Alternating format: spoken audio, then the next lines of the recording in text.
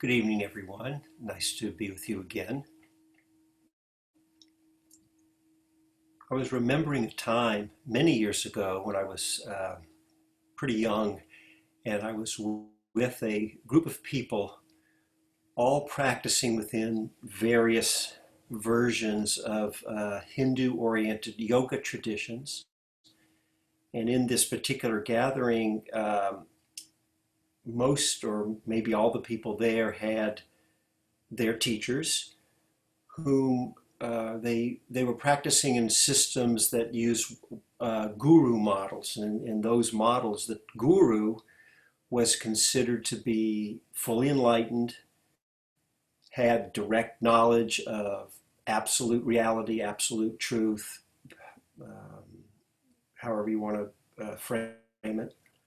And we were having a quite friendly discussion, but it really struck me that various people in there each felt that their teacher was the one and only truly enlightened person.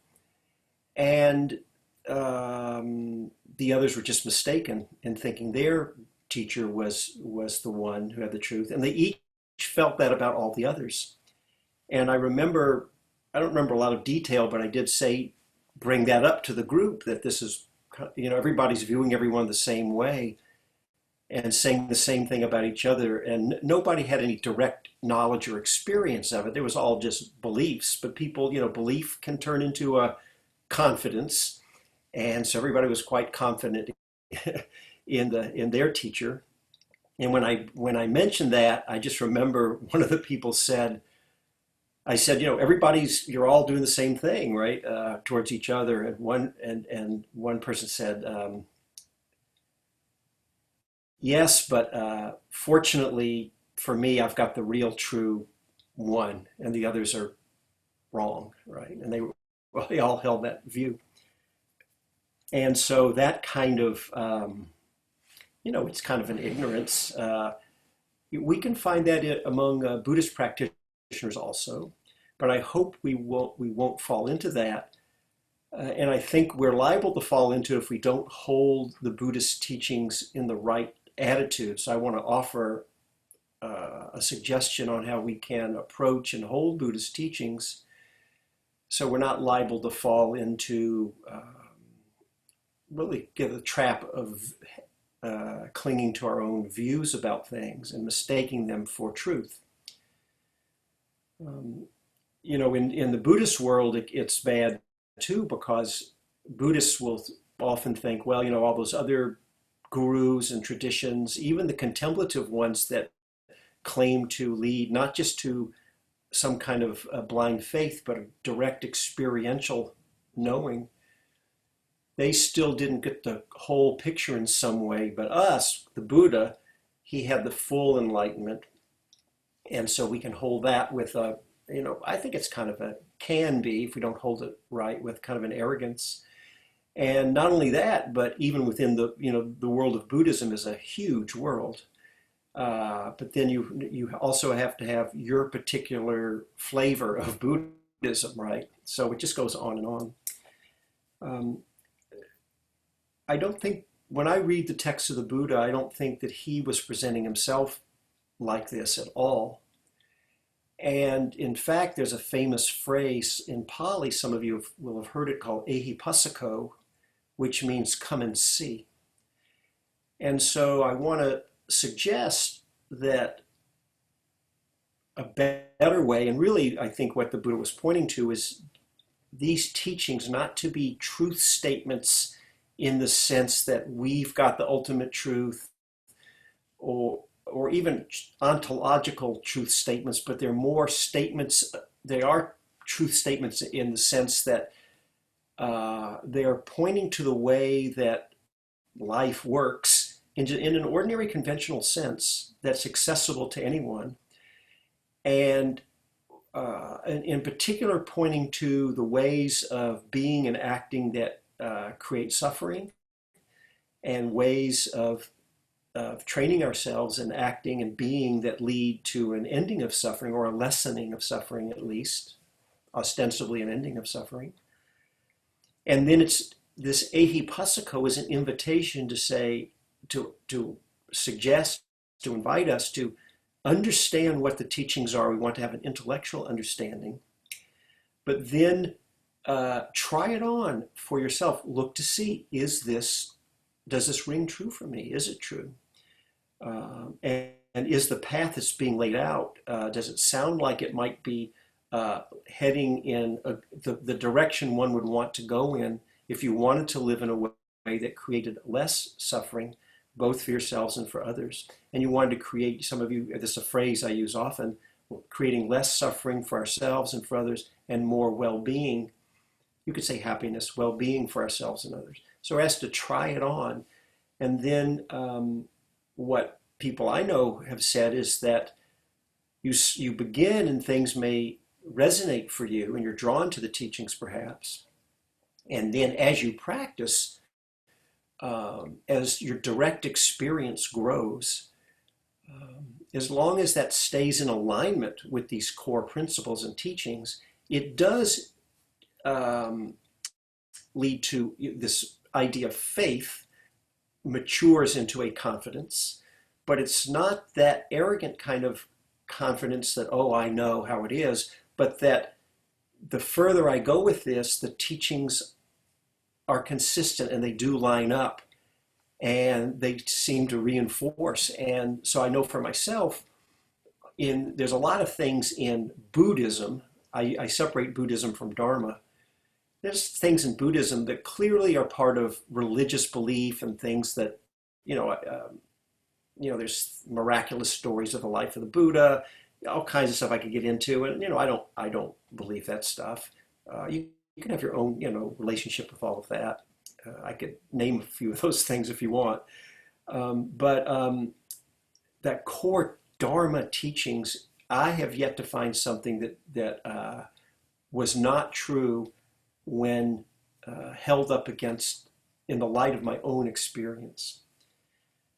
So I'm just offering that for you to see if even what I'm saying, if that rings true for you or not.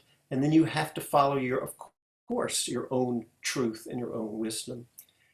And so then I want to spend a little time holding in the same attitude or the same way that I was just suggesting one particular teaching, one of the core teachings around the word that we often translate as suffering. And that word in Pali is dukkha. And many times it's a common misconception, that the Buddha, people who don't know think the Buddha said, or that Buddhists say life is suffering. That's not accurate. First of all, it's using a particular translation for the word dukkha. I want to tease it out a little in a moment. But even when we have the right translation, we have to hold it in the right attitude, because I don't think he's really saying life is dukkha. So let me explain.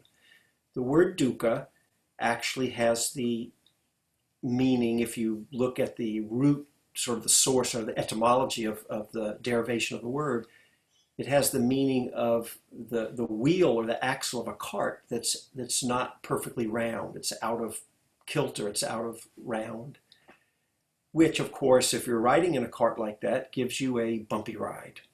That's the real root meaning of dukkha.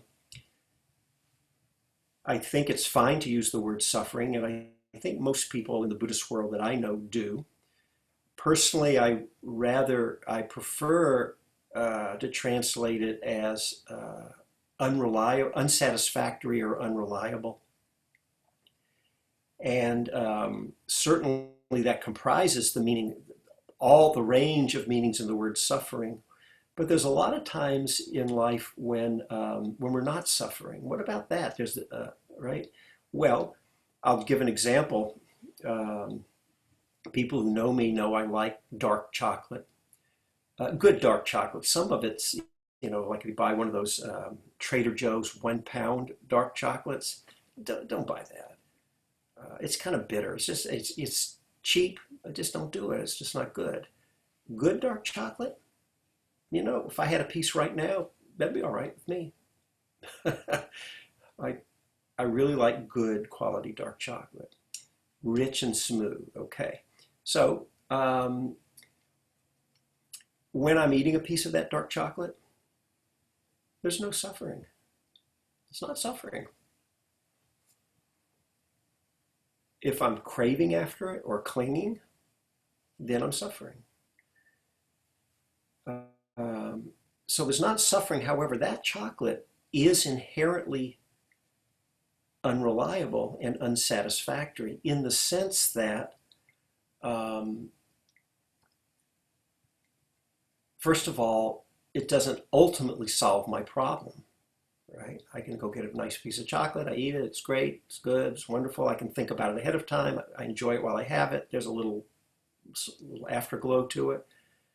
But then pretty quickly, I just settle back down into whatever my normal set point is for my level of happiness or unhappiness, right, in life, whatever my normal mental state is.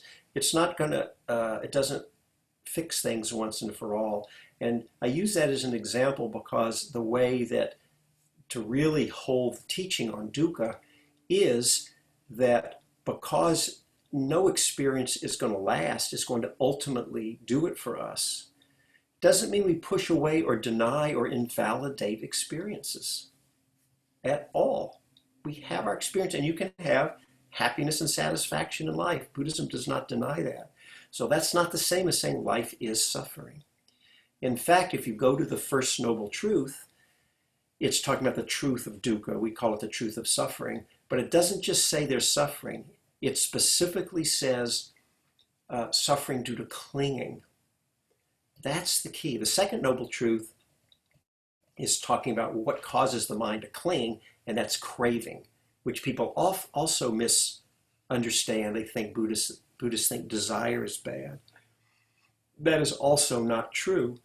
In fact, desire in the old source texts was very important, and you find it all over the place in there.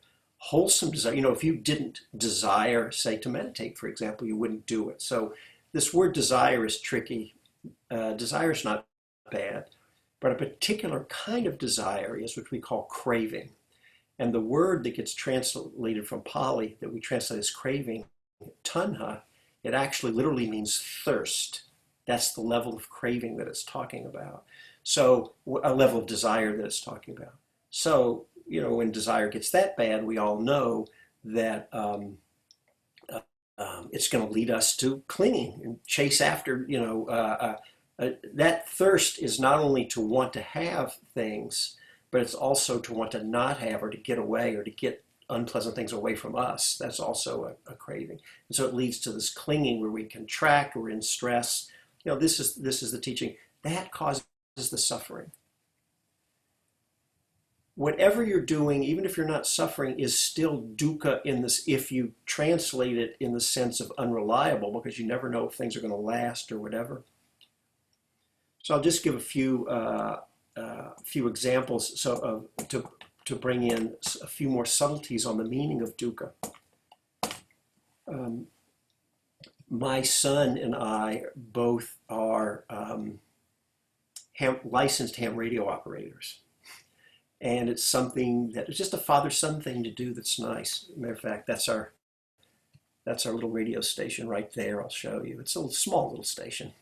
We built that station ourselves. And so the whole point was it was something he was kind of interested. My profession, I used to work as an electrical engineer, so I have some background in that. And so we actually built our transceiver ourselves. We built our own antenna, you know, from scratch, and and put the whole station together. And it was a long, very, just building the equipment took many, many months, and so it really.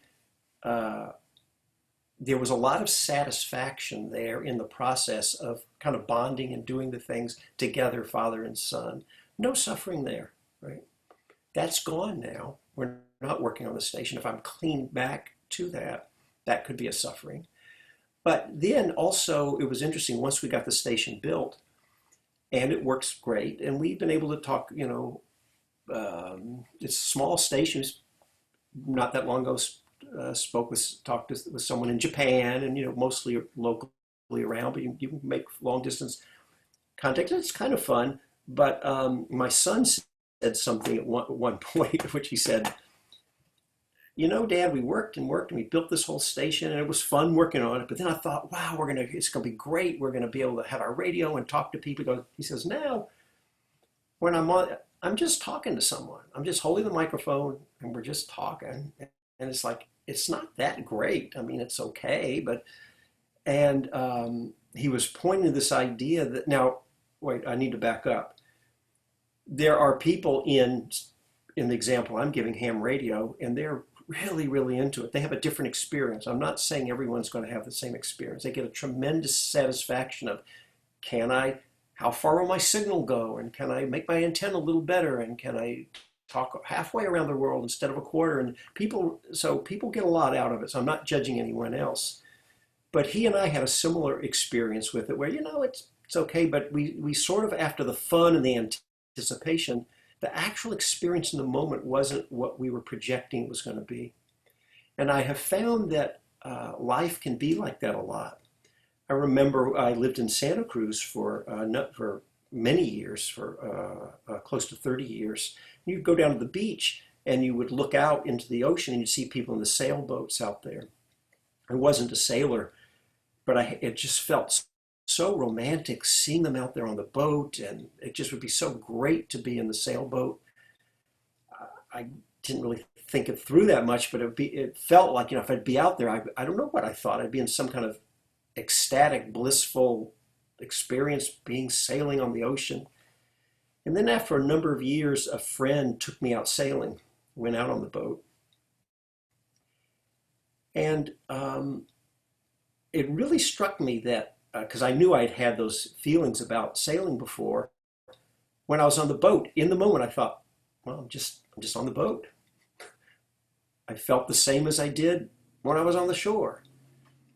It didn't change my mood at all. But now, looking back on the shore where I used to be looking out with this, wistfully with this romantic view of the boat, boy, it looked so wonderful. There they are walking together on the beach, and wow, it had kind of romantic view. And it was always like someplace I'm not. I had an image in my mind about it, but wherever I actually was, I was just there in my normal, I use the term again, set point of whatever level of happiness or unhappiness I happen to be at.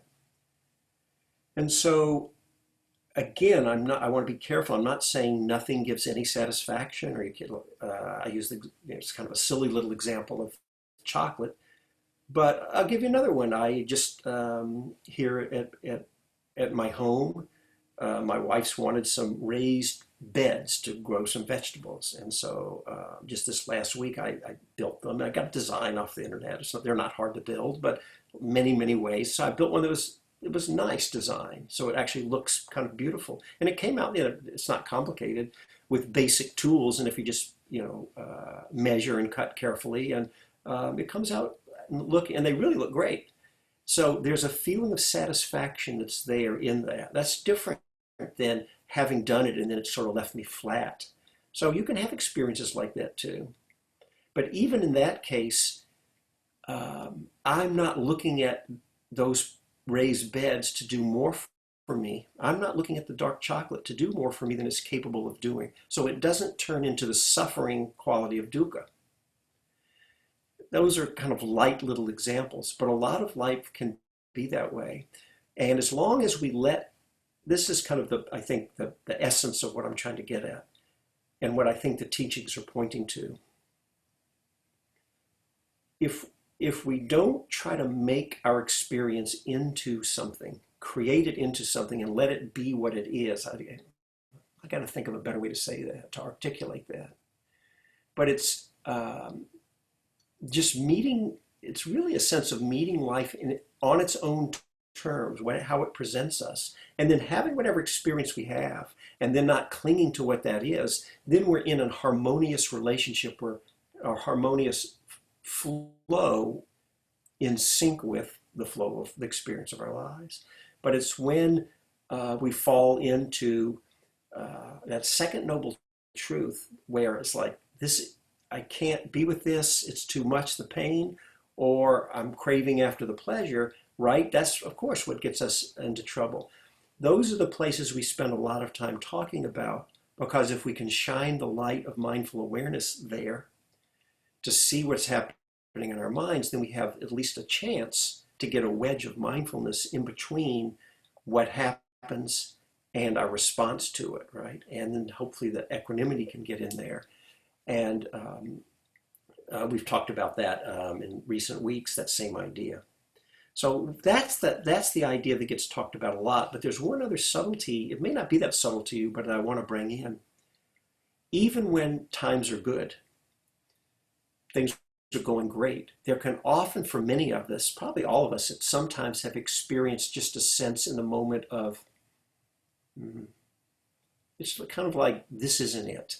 You may not be articulating it, putting it into words, but the feeling is that there's still something, something's not, all the pieces may not have fallen together. If life's not complete, this isn't it. And it maybe there's a vague sense in life of, I don't know what it is, but maybe someday when all the pieces do fall together, I'll be there.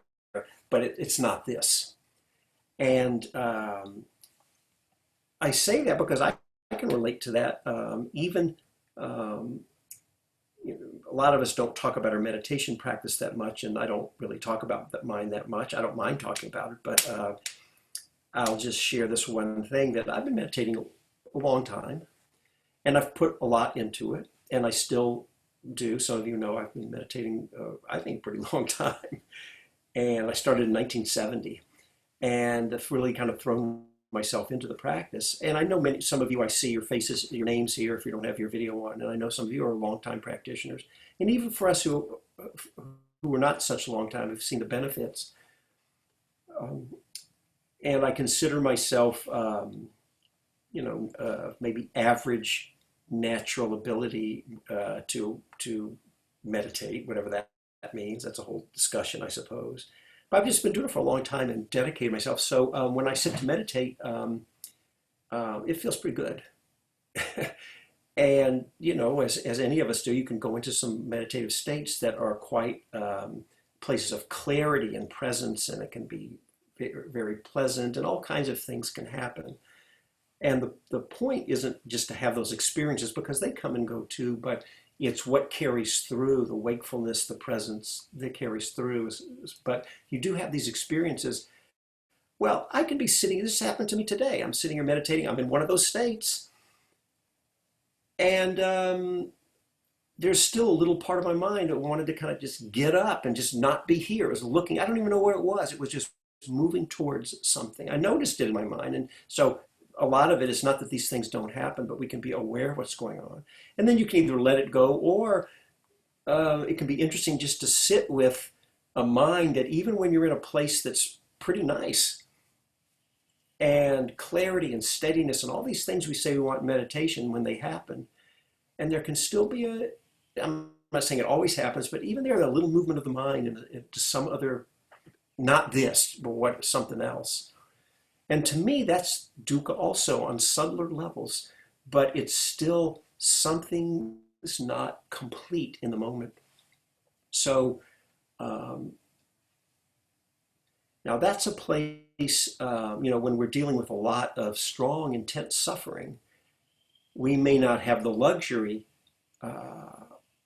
we don't have the luxury really to investigate these, what I'm calling subtler places of dissatisfaction, because we've got quite the opposite, quite strong, overt, the opposite of subtle, right? I mean, very powerful dukkha, suffering, unpleasant, that's confronting us. So of course we need to have all the tools, and we've been talking about those in recent days, and we'll continue to have those conversations always. But we also, hopefully we have sometimes, it's going to vary for each of us, where things might ease off. That's an interesting place to let what's happening in the present moment teach us. That's a phrase I often use. You've heard me say it many times, those who hang around with me. Other teachers say it too, of this idea of, we think of letting life be our teachers. Sounds kind of like a cliche, but it's actually a quite powerful resource if we open to it.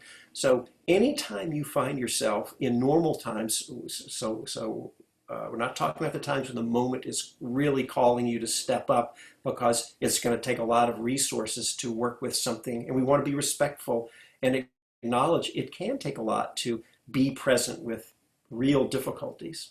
Then that's what it will look like in those times.